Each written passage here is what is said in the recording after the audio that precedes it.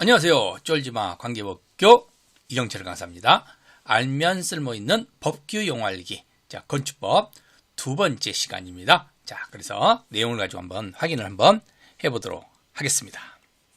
자, 첫 번째 내용을 보시면요, 면적과 관련된 내용이 나와 있죠. 자, 면적 보시면은 대지 면적 그렇게 나와 있습니다. 대지 면적. 우리가 대지 면적 그러면은요, 기본적으로 대지 면적이라는 건 땅입니다. 땅. 그렇죠, 땅. 그래서 대지의 수평 투영 면적, 하늘에서 본 대지, 그리고 가로 곱하기 세로 이렇게 볼 수 있는 거죠.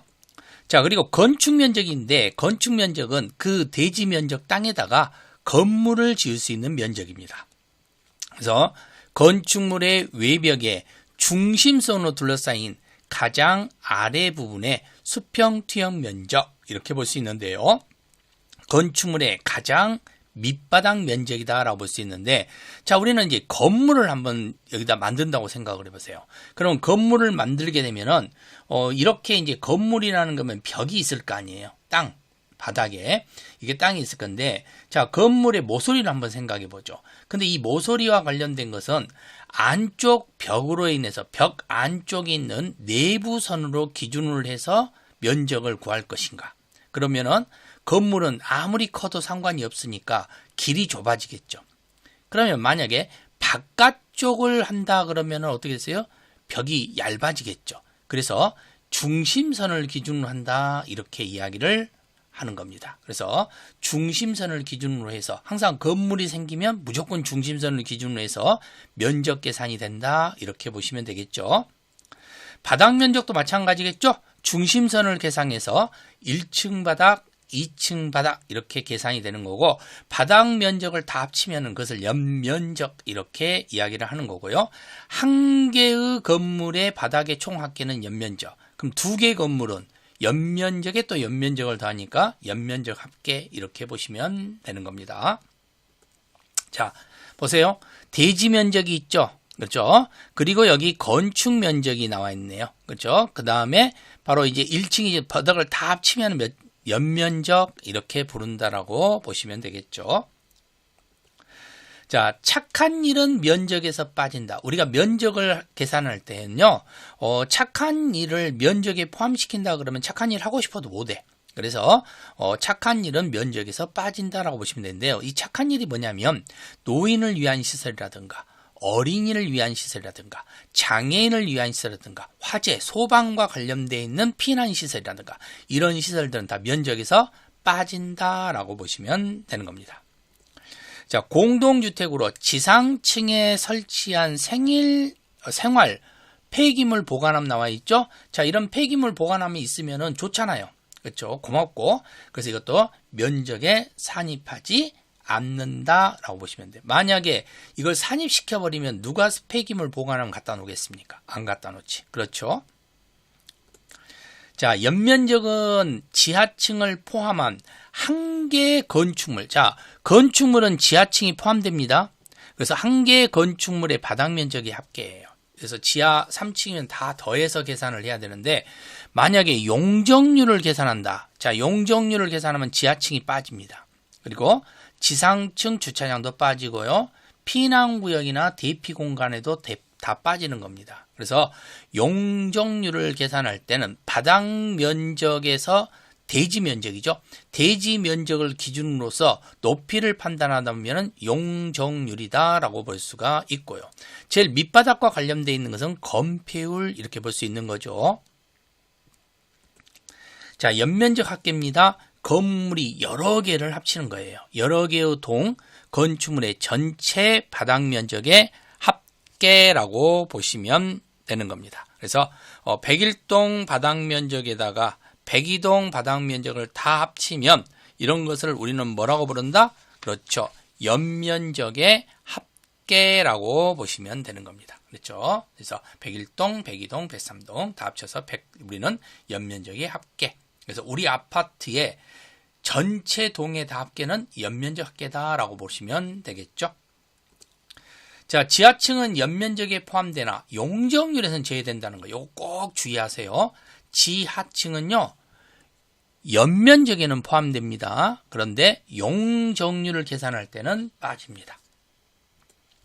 그래서 용적률을 산정할 때는 지하층 면적은 연면적에 산입하지 않습니다. 그렇죠? 그래서 용적률 산입할 때는 지하층 빠지고 지상층 주차장 시설도 빠진다 그랬죠? 그래서 이런 부분들을 여러분이 주의를 가지고 보시면 되는 겁니다. 자, 필로티라는 말이 나와요. 필로티 그러면요, 건축물 1층을 기둥으로만 세운 공간입니다. 대부분 주차장 용도로 많이 쓰죠. 이렇게. 그래서 이런 용도는 층수에 포함시키지 않습니다. 그렇죠. 그래서 필로티 구조는 층수에 포함시키지 않는다라고 보시면 되는 겁니다. 자, 그 다음에 36번 내용을 보시면은요, 34번이네요. 34번.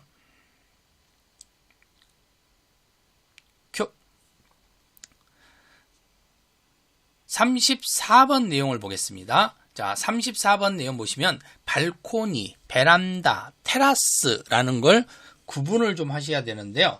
자, 이게 어떤 내용이냐면 우리는 건축물의 노대라고 다 부릅니다. 근데 발코니는 아파트 내 외부 공간을 발코니. 그래서 여러분들 아파트에 보시면은 거기에 우리 베란다라고 부르는 부분이 있죠? 거기가 다 발코니라고 보시면 됩니다. 그리고 베란다는 바로 이렇게 2층부터 이렇게 비어있는 공간이라고 생각하시면 돼요. 그래서 건물 자체를 지을 때 똑같이 올려야 되는데 살짝 비어가지고 카페나 이런 데 이렇게 많이 돼 있죠. 그 다음에 테라스는 1층 건축물 옆에 빈 공간들을 우리는 테라스 이렇게 부르시면 되는 겁니다. 자, 그래서 베란다나 발코니 이런 거 비교만 좀 해두시면 되겠죠. 우리 건축법에는 연도 공식이 나옵니다. 그래서 1년, 3년, 5년, 2년이 연도가 나오는 딱 4개 나오는데요. 일단 건축법에서 신고나 연장이라는 글자가 들어갔으면 1년, 가설이나 공장이 들어가면 3년, 특별하면 5년, 그럼 모르겠다. 그럼 다 2년이라고 보시면 돼요. 근데 가설에서는 신고 연장이 또 나옵니다. 그럼 가설 신고, 가설 연장 나오면 이제 헷갈리잖아요. 3년일지 1년일지. 가설은 무조건 3년입니다. 그래서 신고가 연장이 나오고 가설이 나오면 1년하고 3년이 충돌될 거 아니에요? 그러면 가장 큰 숫자로 가신다고 생각을 하시면 되겠죠. 자, 그래서 결국은 가설 공장 3년, 그리고 신고 연장 1년 이렇게 구분을 좀 해서 보시면 되겠죠. 자, 여기는 신고가 나왔잖아요. 신고가 나오면은 무조건 1년이라고요. 그렇죠. 신고 나오면 볼 것도 없이 그냥 1년. 자, 사전 결정이라는 말이 나오는데요. 우리는 이렇게 건축물 같은 경우를 짓기 위해서 여기에 어떤 건축물을 지을 수 있는지 없는지 건축 허가를 받아야 되죠. 그러다 보니까 바로 이때 미리 가서 물어보는 거예요. 나 여기다 나이트클럽 지어도 돼? 라고 물어보는 겁니다. 그래서 대지 구입 후 건축 허가가 안 되면 무의미하니까 건축 허가가 되는지를 미리 행정청에게 물어보고 행정청이 알려주는 절차. 자, 이걸 우리는 뭐라고 부른다? 그렇죠. 사전 결정. 이렇게 여러분들이 구분을 하시면 되는 겁니다. 자, 그래서 사전 결정이라는 말 자체만 여러분이 의파악 잘 해두시면 되겠죠. 자, 그러면 사전 결정 신청자는 사전 결정을 통지받는 날부터 2년 이내 건축 허가를 신청해야 되며 이 기간에 건축 허가를 신청하지 않으면 사전 결정 효력이 상실된다 그랬는데요. 여기 연도가 나왔네요. 3년이라는 연도가 나오는데 이 3년이라는 말 자체를 잘 보세요. 여기에 3년이라는 게 나오려면 가설 공장이 나와야 돼. 근데 가설도 안 나와 있고 공장도 안 나와 있고 그런다고 해서 또 신고도 안 나와 있죠. 그렇죠? 그리고 연장이라는 말도 없잖아요. 또 특별이라는 말도 없잖아. 그럼 무조건 2년이지. 그렇죠? 그렇기 때문에 이런 부분들은 연도 공식으로 계산을 하시면 되겠죠. 자, 우리 허가라는 말이 나오는데요. 원래는 할 수 있었는데 일정한 자격을 필요로 국가가 법으로 제한한 경우 자격 완성으로 제한이 풀어달라고 행정청이 요구하는 게 허가예요. 그래서 원래는 할 수 있었는데 국가가 막아놨어. 그것을 할 수 있게끔 만드는 것을 허가. 근데 원래 못하는 거야. 근데 국가가 할 수 있게 해주는 거. 이걸 인가라 그랬죠. 그래서 인가와 허가는 구분을 좀 하셔야 됩니다. 자, 이때 신고가 나오는데요. 신고는 경미한 경우예요. 그래서 행정청에게 알리기만 하면 되는데 여기서 문제는 다 하고 나와서 신고해버리면 건축물이잖아요. 근데 안 된대. 박살 내래. 그러면은 건물을 박살 내려면 안 갚잖아. 그러니까 일단 건축물과 관련돼서는 신고하라. 먼저 신고하라는 겁니다. 그러면 허가받은 걸로 간주하겠다. 이렇게 보는 거예요. 그래서 신고도 나중에 하는 게 아니고 미리 한다는 거, 이것도 같이 주의를 해 두시기 바랍니다. 사용 승인이 나와 있죠. 건축공사 완료 후 건축물 사용에 안전상 문제가 없다는 것을 행정청에게 허락받는 겁니다. 자, 그래서 바로 이 건축공사를 다 하고 나서 자, 여기는 입주해도 됩니다 라고 허락받는 것을 우리는 뭐라고 부른다? 이걸 사용 승인 이렇게 보시면 되는 겁니다. 임시 사용 승인은요, 건축물의 입주 상태는 다 괜찮아. 근데 건축물 주변에 조경시설이라든가 이런 게 미완성됐네. 원래 나무 30그루 심기로 했는데 20그루밖에 안 심어놨어요. 그러면은 어떤 문제가 생기느냐? 일단은 나무는 30그루 심어야 되는데 20그루밖에 안 심다 보니까 결국은 10그루는 나중에 심을게요라고 하는데 믿을 수가 없죠. 그럼 집을 팔아버리면은 산 사람이 20그루에서 30그루를 심는다는 거, 이것은 약속을 한 적이 없잖아. 그러니까 결국은 처음에 약속한 사람이 해결을 해야 되거든.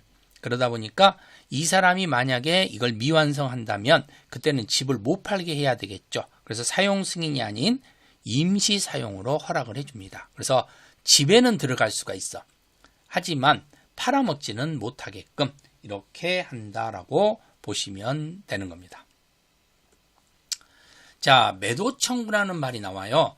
매도 청구는요, 개발에 관심이 없어요. 그 사람이 내가 지금 건물 같은 것을 갖고 있는데 근데 나는 개발에 관심이 없어. 그럼 다른 사람들은 다 개발을 하지.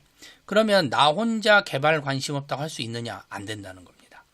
그래서 그럴 때는 내가 중이 절이 싫으면 팔고 떠나야지. 그게 매도 청구예요. 그래서 보통은 가서 야, 너 나한테 땅 팔아, 집 팔아 이렇게 하면 안 되잖아.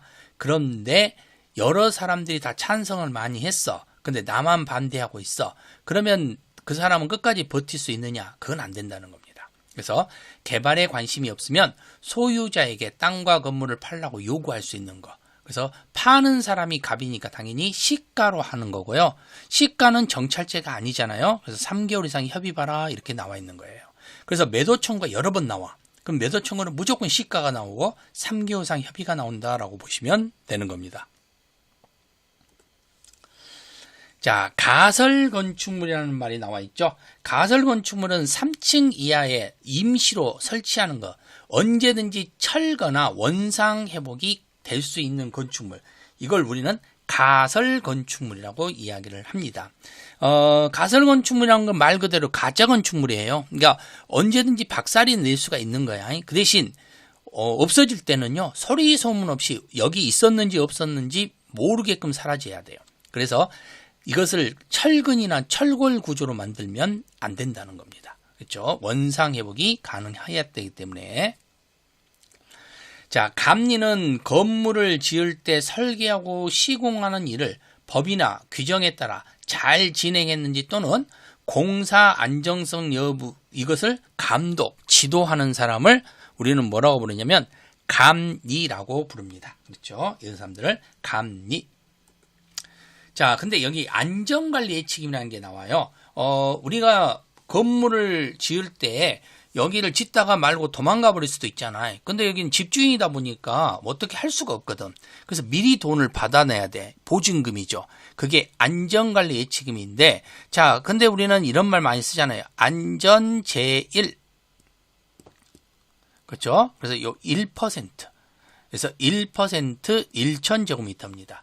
대신 여기는 보증금의 입장에 있기 때문에 예치금은 한국토지주택공사, 지방공사는 제외된다. 국가똘마니는 제외된다라고 보시면 되겠죠. 자, 그래서 보시면 공사 중에 안전패스나 공사 중단 또는 장기간 공사가 지연되는 경우 미관이나 안전을 위하여 필요한 조치를 해야 되는데 하지 않을 것을 대비하여 보증적 역할을 위해서 돈을 미리 받는 것, 이것을 뭐라고 이야기하는 거예요? 그렇죠. 안전관리 예치금, 이렇게 이야기를 하는 겁니다.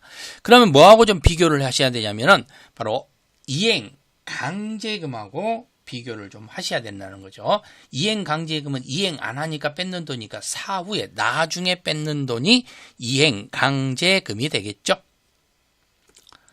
자, 허가권자는 지방공사에게 나와 있습니다. 자, 여기 지방공사에게 예치한다. 1%는 맞는데 지방공사는 예치 의무가 없죠.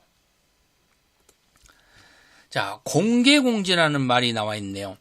공개공지는 지역의 환경을 쾌적하게 조성하기 위하여 대통령으로 정하는 용도와 규모의 건축물은 일반이 사용할 수 있도록 소규모 휴식시설, 긴 의자 등의 공개공지, 공터, 공개공단을 설치해 주는 겁니다. 그러니까 한마디로 우리가 건물을 지었어. 그럼 그 건물을 지음으로 인해 가지고 누구에게 손을 끼쳤어요? 그죠? 아파트 주변 사람들의 공간을 뺏어버린 거잖아. 그러니까 아파트 건축 시에 아파트 주변 주민들을 위해서 공원을 만들어 주는 거예요. 대신 착한 일을 하면은 높이를 보상해 주는 겁니다. 그래서 높이 건물 좀 더 높게 지을 수 있게끔 해준다라고 보시면 되겠죠. 자, 도로인데 우리는 도로를 보행과 자동차 통행이 가능한 너비 4m 이상 도로를 도로라고 불러요. 근데 내 눈으로 가서 도로가 안 보여. 아직도 논밭이야. 그런데 여기가 도로가 생긴데 그게 애정도로입니다. 그래서 애정도로를 다 포함시켜서 우리는 도로 이렇게 보시면 돼. 그래서 우리 공인중개사 사무실 가시면은요, 그 큰 지도가 있는데 그 지도에 도로가 그려져 있는데 가서 직접 보면 도로가 없는 경우들이 있습니다. 바로 그런 경우가 애정도로다라고 보시면 되겠죠. 보행과 자동차 통행이 가능한 곳으로 너비가 4m 이상인 겁니다. 그걸 애정도로로 포함된다라고 보시면 되는 겁니다. 그래서 애정도로까지도 포함한다는 거. 자, 애정도로도 도로다. 꼭 알아두세요. 애정도로도 도로다. 그래서 도로란 애정도로가 아닌 보행과 자동차 통행이 가능한 너비 4m 이상의 도로만을 말한다라고 돼 있네요. 그렇죠? 애정도로, 도로라는 사실. 근데 애정도로가 아니라 그랬으니까 틀렸잖아. 그렇죠?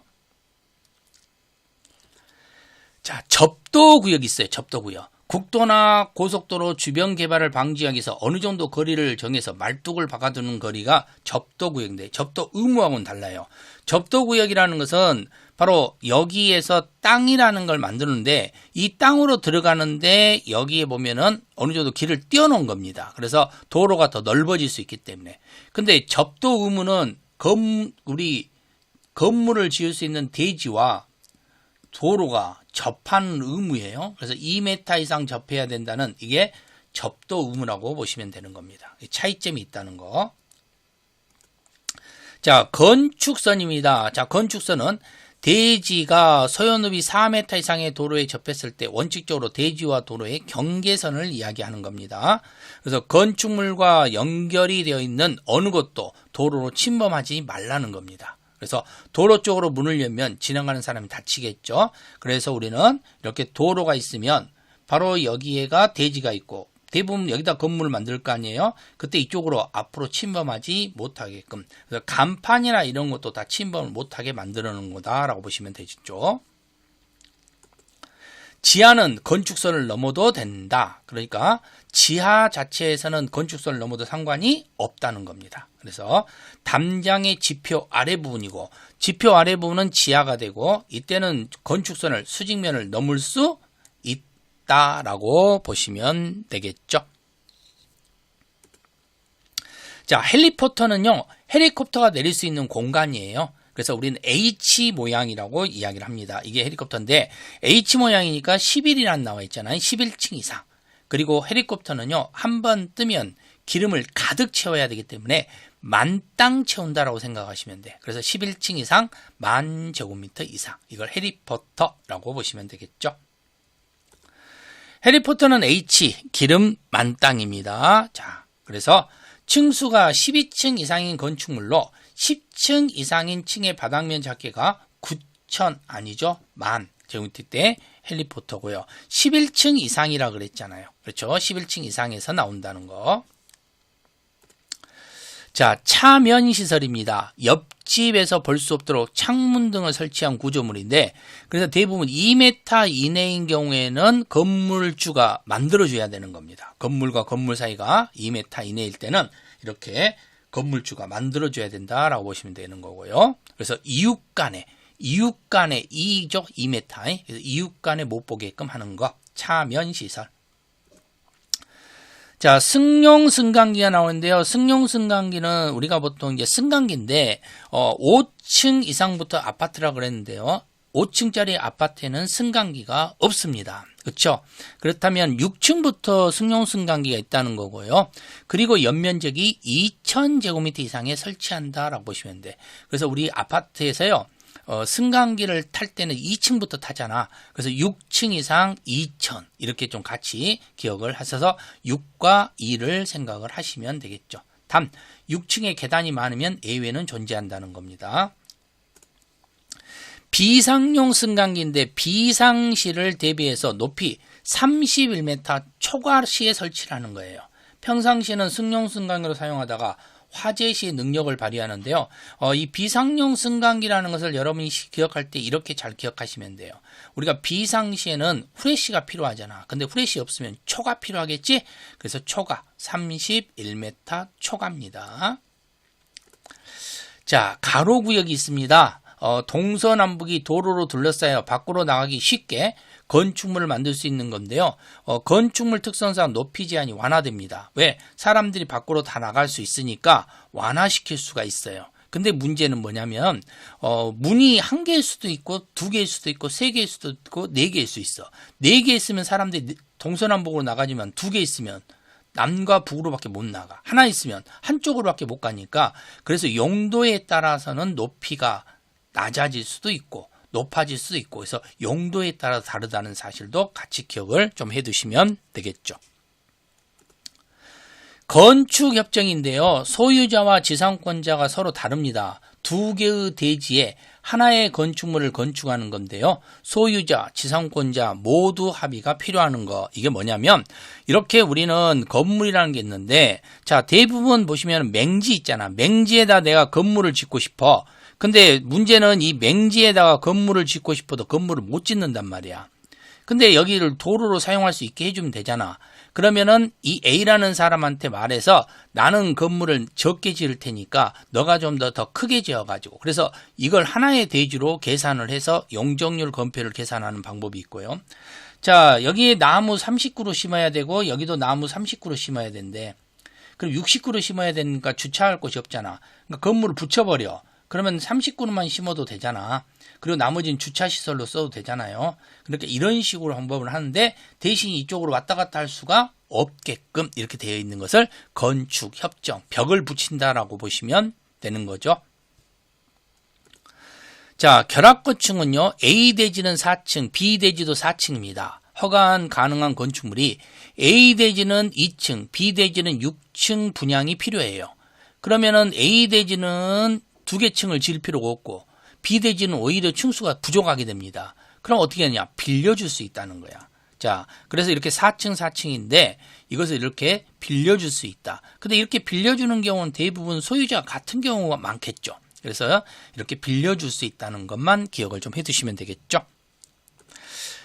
자, 건축법 마지막으로 보시면은요, 건축분쟁전문위원회가 있는데, 건축에 관련된 분쟁을 해결하는 곳입니다. 그래서 중앙건축위원회 운영한다라고 하는데요, 이 곳은 국토교통부에 두는 겁니다. 그래서 분쟁이 나오는데, 분쟁에서 중요한 게 있어요. 우리 공무원은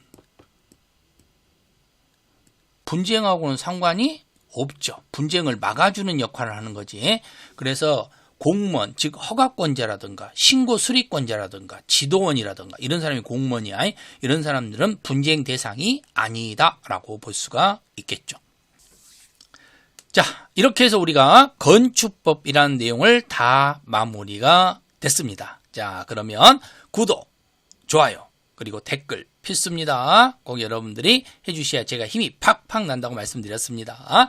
자, 그러면 여기까지 해서 건축법 마무리하고요. 다음 시간에는 주택법을 가지고 여러분들을 찾아뵙도록 하겠습니다. 안녕.